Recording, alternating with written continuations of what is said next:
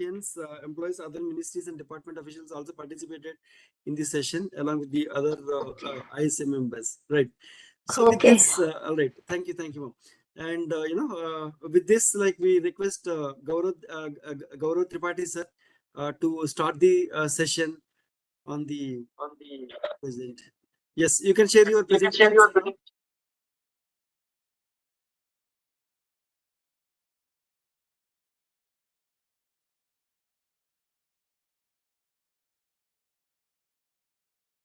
Now. Visible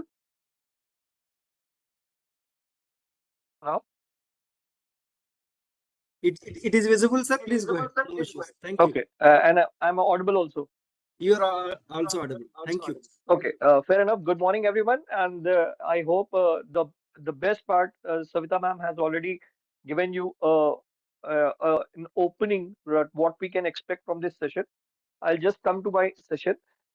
Today's topic is hidden dangers, cybersecurity risk in images and videos. Since I extremely work in computer vision, I know how the world is changing through CCTV, through mobile, through drones, through satellite images, and so on and so forth. So basically, there are certain security risks which one should be aware of. So it's basically an educational sort of lecture. So have an open mind and listen to it. Thank you so much. So but let me start with the most common cyber attacks. What are they? So basically, it's a digital era, and images and videos enhance communication. So using images, using videos, using audio files, attackers are everywhere. Attackers want to exploit the media to spread malware steal data. They want to digitally arrest you. They want to extort money, and so on and so forth. So this is the data from cyber fraud cases and estimated losses from 2020, 21, and 22. And we have seen that the number of cases has been on the rise, and the amount in that is in INR crores that is also increasing. So its data is till 2022 when the COVID was there, but still now in 2024 that this data is actually has increased much more. So basically, cybercrime growth overview is like India has seen a significant rise in cybercrimes. According to NCRB data, the number of registered cybercrime grew from 12,317 in 2016 to 50,000 in 2020, a 306% increase. Since the data has been become cheap and we are being more exposed to all kinds of applications, Android applications. So it's becoming a pretty easy task for cybercrime to get committed. So what are the basic? I just want to give a gist. Okay, what are the types of cyber crimes that one can encounter? It starts from phishing and financial fraud. Phishing means a duplicate website, very similar to the original one. Maybe some certain words are changed in the domain name, but people get foxed. So phishing attacks and online financial fraud are among the most common cyber crimes. In 2023 alone, India experienced over 79 million phishing attacks, making it the third most targeted country globally, and it will increase because we obviously our UPI are secure, but most of the digital transaction has increased many folds. So financial frauds are being accounted. Phishing is when attackers pose as trusted entities to steal sensitive information. Usually happens through email, text, or phone. Clicking a fake link to reset a password gives attackers your login details, and they can use those details for wrong purposes. And malware, viruses, trojans, and ransomware. Malware is malicious software that harms or exploits devices. Viruses replicate. Example, clicking a fake software link installs a trojan that gives hackers access.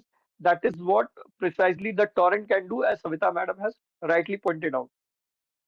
Now, another is man in the middle attack. Somebody intercept the communication between you and your website. Hackers steal or manipulate data often over unsecured public Wi-Fi. One should never access online SBI or any your financial transaction over a public Wi-Fi, especially on airports or railway station, because it is very unsecure. So logging into a bank on public Wi-Fi and having your session intercepted, that is very possible. Another kind of attack which is very common and you are aware of it, that denial of service and DDoS attacks. These attacks flood a website by millions of requests so that the web server gets down. So, an online retailer's website is overwhelmed with the fake requests, preventing real users from accessing it, and hence the server becomes inaccessible. SQL injection. This is the our in the ministry. I've seen a majority of websites are developed using either Visual Studio or PHP, and we use SQL as a database. So SQL injection is one of those things which hackers exploit this vulnerability web application by inserting malicious code into input fields.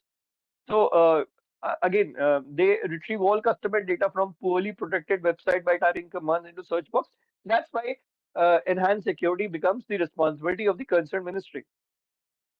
Zero-day exploits. So zero-day exploits target security flaws that vendors are unaware of, because somebody has developed an application, he was not aware of the patch that he has left open, maybe certain ports or certain forms. So hackers do search for it, and they find a vulnerability in the browser before developers can patch in and attack users who haven't updated. Insider threats. So, I mean, this is something kind of sabotage. Insider misuse access to sensitive information for personal gain or sabotage. That's why you should not leave your systems open. It should always be on guard. And former employee leaks confidential data after leaving the company. The grudges are so many and so forth. Social engineering. Attackers manipulate people in giving up confidential information. Like somebody calls, like I'm calling from certain cancer education and some keto and so on and so forth. And they can they can manipulate you to give your OTP or passwords. Password attacks. This is the most common. Attackers use methods like brute force to crack passwords. Usually, we are not accustomed to having strong passwords because our mind are not accustomed to. So, like we have to use special characters, capital letters, numericals, and so on and so forth. So, we believe that whatever our near and dear relatives are, we make a password regarding that, and it is easy for the hackers to crack it. Again, the last but not least, advanced persistent threats. APTs are long-term attacks where hackers infiltrate and remain hidden for months or years, like Israel has done with Iran and so on and so forth. And Chinese also have done. They are very expert in cyber attackers. A government network is breached and intelligence is slowly stolen over time. So this is a very long process and hidden process. So again, multimedia threats are there. So the Samita ma'am has already given you a brief introduction of steganography, malware in media and metadata leakage are the significant risk. So some of the real world cases involving images and videos. So it was Stegosploit. It happened in 2015. The attack vector was image-based malware. Like you don't know what when you click an image, it opens a particular website on a background, and it can download some Trojan, and it can digitally arrest you also. So execution malicious code was embedded within images using steganography. Opening the image triggered JavaScript malware. Usually, the security in the browser, you all by default you have made the settings like every website can execute the JavaScript. So this is how they targeted it. So what was the impact? It raised concern about image files being used as attack vectors to bypass security systems. So, Operation Interception in 2020, the attack vectors was it downloaded malicious link files disguised as images. Again, images were involved. Images were linked to malicious LNK files which executed malware upon opening. Target targeted aerospace and military sectors. This is very important, compromising sensitive industry information. Again, in 2017, a particular thing happened known as Bad Rabbit ransomware. So, attack vector was malicious Adobe Flash installer disguised as video content. You always see in your browser in the right corner, some Adobe Flash is always trying to install itself. So, just be aware of it. And users were tricked into downloading ransomware disguised as a Flash update while trying to view video content. Uh, Caused widespread disruption, particularly in Russia and Ukraine, affecting transportation and media. Again, way back in 2011, a Facebook image clickjacking happened in the attack vector, malicious images on social media. Clickjacking technique placed malicious element behind images on Facebook, compromising user accounts upon clicking. Impact was the compromised a large number of user accounts spreading malware through social media networks, and all these username passwords can be misused, and they can be used for exchanging terrorist information. They can be used for blackmailing them, and so on and so forth. So again, now we come to cyber attacks in India involving images and videos. So recently in 2000 Lok Sabha election, there was a Indian election. There was a mocked deep fake video of Amit Shah saying that reservation would be killed off and so on. So it was it spread like a wildfire. So the growing role of visual media in cyber crimes, including espionage, scams, and cyber attacks, has to be seen in that perspective. So, one thing which has happened was a compromised CCTV and DVR systems. That was an espionage operation involving Chinese linked attackers. They compromised IP cameras and DVR systems, and it was used for gathering intelligence and creating backdoor access to Indian power grid infrastructure. Imagine power grid failure at the hand of attackers, and all the majority of cities would be in the blank. So, now, what is the real concern today? The real concern today is deep fakes videos and generated videos. Deep fake technology is used for phishing, blackmail, and fraud. You must have seen on certain Instagram post or Facebook that somebody with a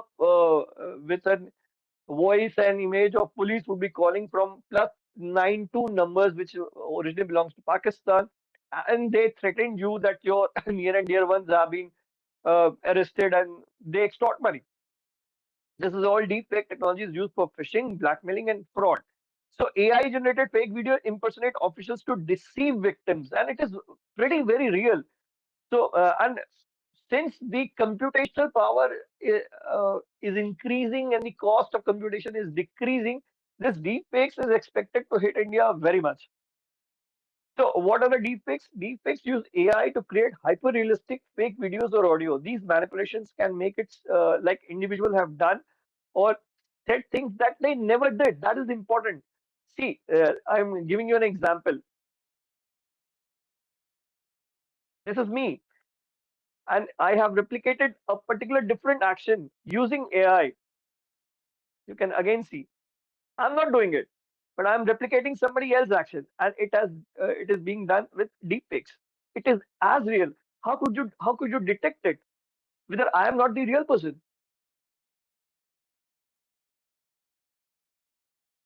No, I mean, so what are the consequences? The first consequence is political manipulation. Deepfakes can manipulate videos of politicians. Like in India, it is the Indian public is fragile, and in the villages and remote areas, you just create a deepfake and it can cause so much of unrest. So manipulating videos of politicians make it seem like they said something controversial. In a country like India, this could lead to widespread violence and unrest. So there must be. I'll come to M. Ravi. How to identify deepfake? I'll come. Political manipulation. So these are some of the things which has happened across the world also. So deepfaking audio, deepfaking video, deepfaking images. Scenario two, personal ruin, fake scandals, deepfake pornography can destroy reputations, especially in conservative societies. False videos can lead to social ostracization, mental trauma, and even worst outcomes. Scenario three, financial scams and fraud. Deepfakes can be used to impersonate. Again, I said that somebody would call from your family using deepfake videos that somebody has met with an accident or being arrested and they can extort money. So how would you differentiate it? So that is the challenge of technology. So you must not believe the first thing that you're seeing because the visuals are so much appealing that you usually trust the visual information. That is what we have been fed from our student life also. So the stakes are incredibly high in a society that increasingly relies on digital communication, and the age would be more and more digital communication would be available. Recently, OpenAI has launched a real-time API for conversation, and it is mind-blowing. So, the amount of deep fakes can be generated using that API is awesome. I mean, and again, and this particular thing can be used for, one thing has been recently launched by Google called Notebook LM, and you can create an audio podcast And if you can combine, or you can use the audio of any influential person, you can make them believe, make the public believe that something has been said, which he has already not said. So how to protect yourself from deepfake? Media literacy and public awareness. That is what I am doing. Fact checking tools and social media vigilance. So there have to be specific softwares for verifying. Usually, what an, an average person what can do, he can uh, he can look for lip syncs, he can look for eyebrows, he can look for eye contact, he can look for uh, the position of head. And these are the common things which one can detect. Oh, this is not me, or this is not somebody which I know. So deepfake spread impact. It's a social lures. It can impact fake political videos. It can create fake scandals.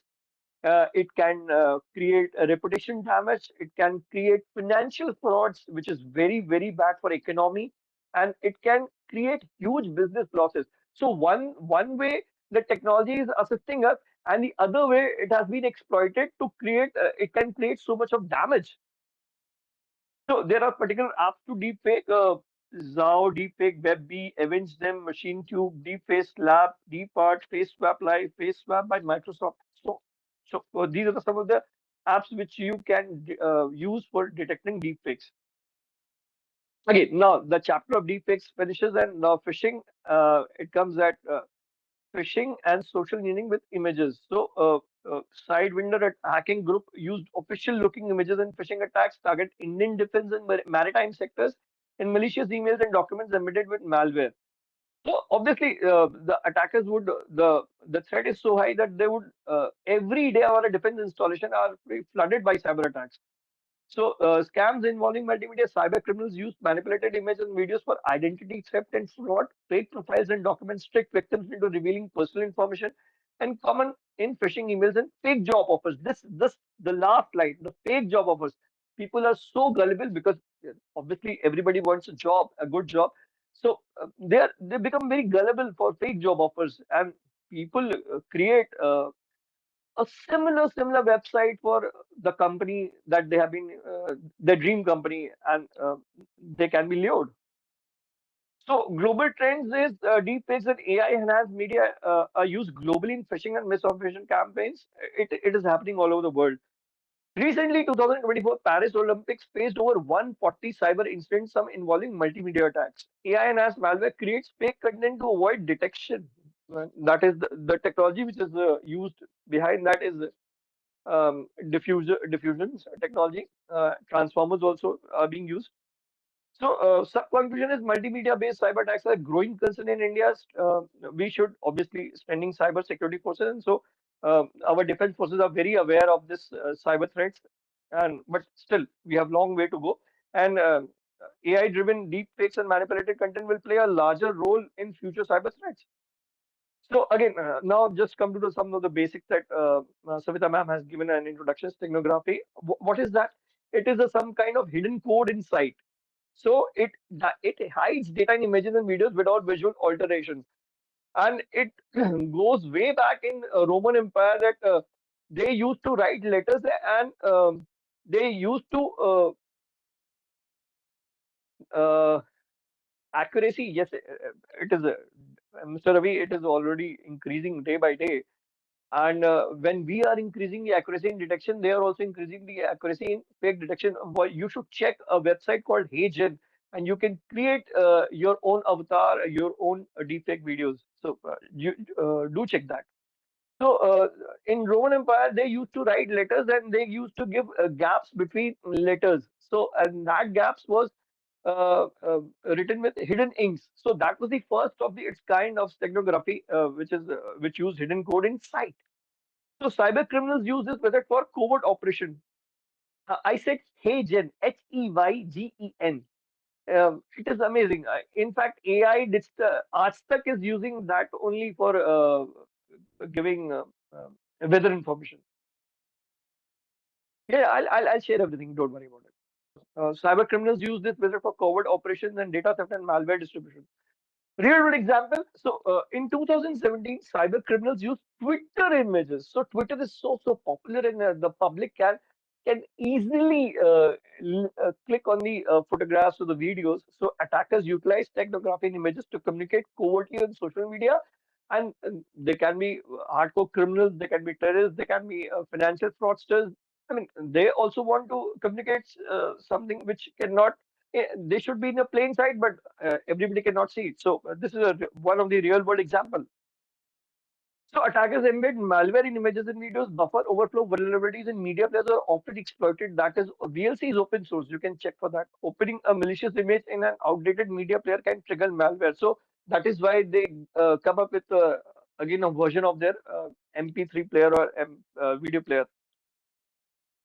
So real world case of malware in images. In 2020, attackers exploited Windows image vulnerabilities. Machines were infected by merely viewing an infected image. That is the power.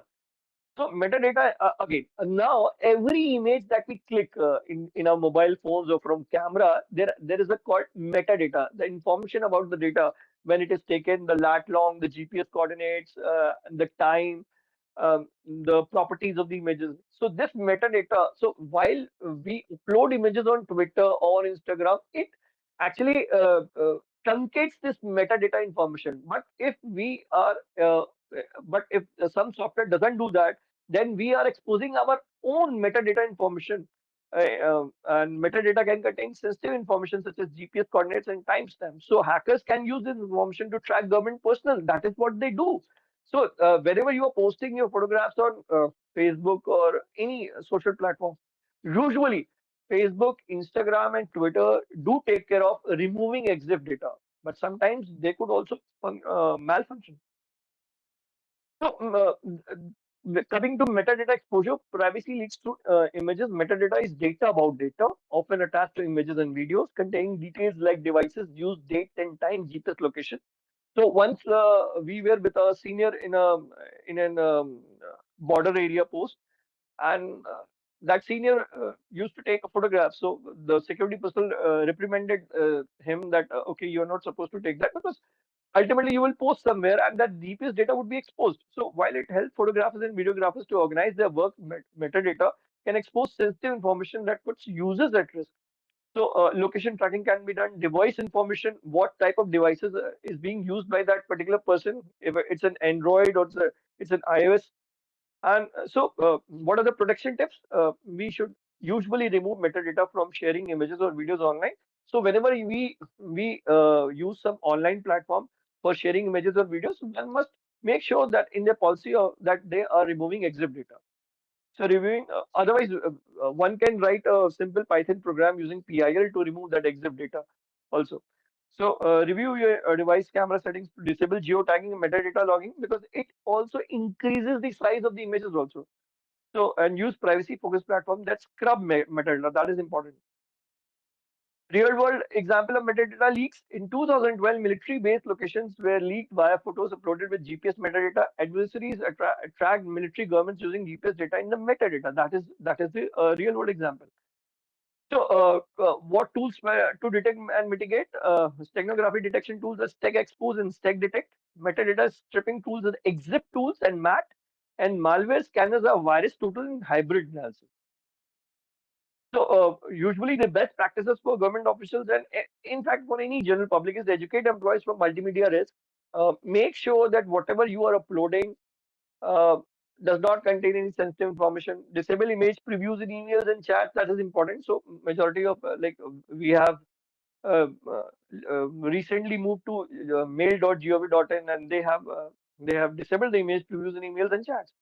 Remove metadata before sharing media and only download media from trusted sources, not from any website that is claiming to give you a Windows OS for free or Windows Document 365 for free and so on. So I mean, it is very luring, and one is not one does not want to spend money. So we try to download it via torrent, as Savita ma'am said, and but these have their own dangers. That is why we go for subscription.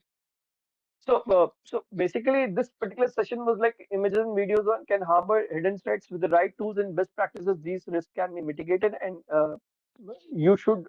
everybody of you should encourage officials to implement these measures in their daily routines. So thank you for this particular listening to this, and I hope I have given you much to think about it. And you now you are aware that Twitter's, Instagram, Facebook, WhatsApp, I mean, they can be used, they can be manipulated, and they can be used for tracking. Obviously, when you sign for Google, they have their tracking devices always on. They have a Google history of where you went and so on. So just disable that privacy.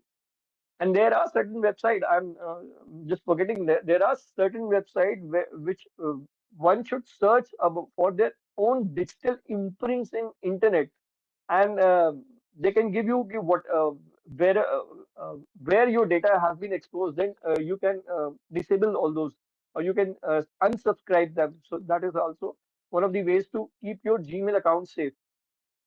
But Google has all your information. So I hope this session is an enlightening one, and thank you so much.